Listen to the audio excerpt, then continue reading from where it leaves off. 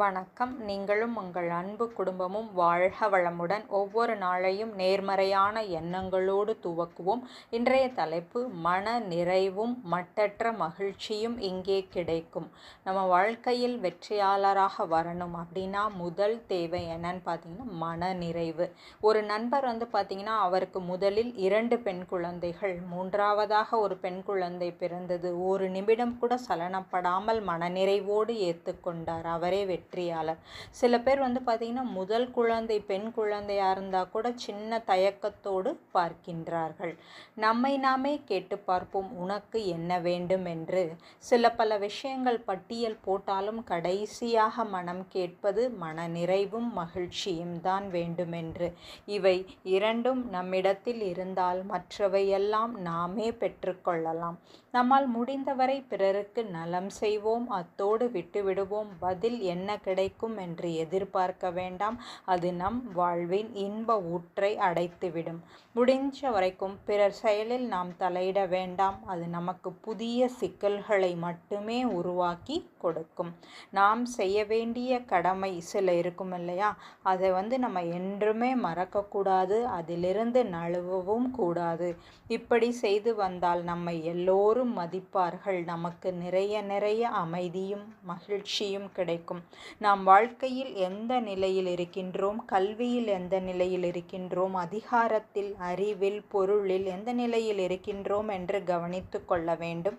இதை வைத்து நமக்கு எப்படி உதவி கொள்ளலாம், பிறருக்கு, குடும்பத்திற்கு, ஊருக்கு எப்படி உதவலாம் என்று யோசிப்போம்.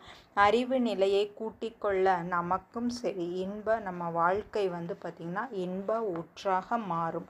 எவ்வளோக்கு எவ்வளோ நம்ம அறிவு நிலையை வளர்த்து கொள்கின்றோமோ அந்த அளவுக்கு மகிழ்ச்சியும் மட்டற்ற மகிழ்ச்சியும் கிடைக்கும்.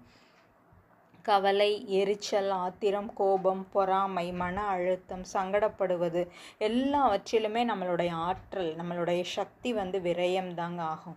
ஆனால் மகிழ்ச்சி, அமைதி, மனநிறைவு, அன்பு, கருணை, சிரித்த முகம், இன்சொல், பொய் பேசாதிருத்தல், இந்த மாதிரிலாம் நல்ல விஷயங்கள் செய்யும் போது நமக்கு ஆற்றல் அதிகரிக்கும்.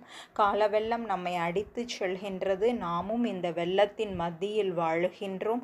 இதற்கு நம்ம பார்த்திங்கன்னா நம்மளுடைய உயிர் சக்தியை, அதனுடைய பெருமையை உணர்வோம். நம்ம உயிர் சக்திங்கிறது இந்த இடத்துல நம்மளுடைய ஆற்றல், நம்மளுடைய எனர்ஜி, நம்மளுடைய சக்தின்னு வச்சுக்கலாம்.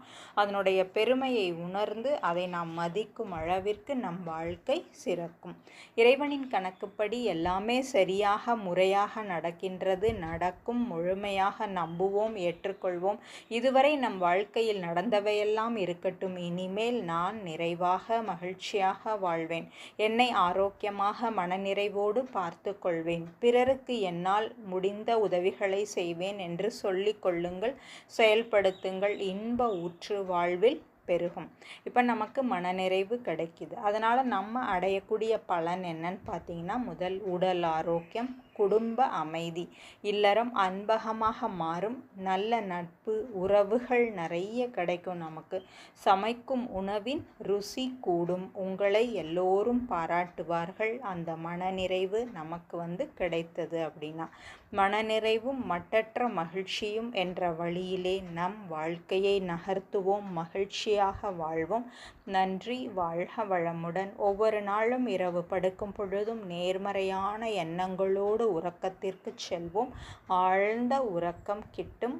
வாழ்க வளமுடன். வாழ்க வளமுடன்.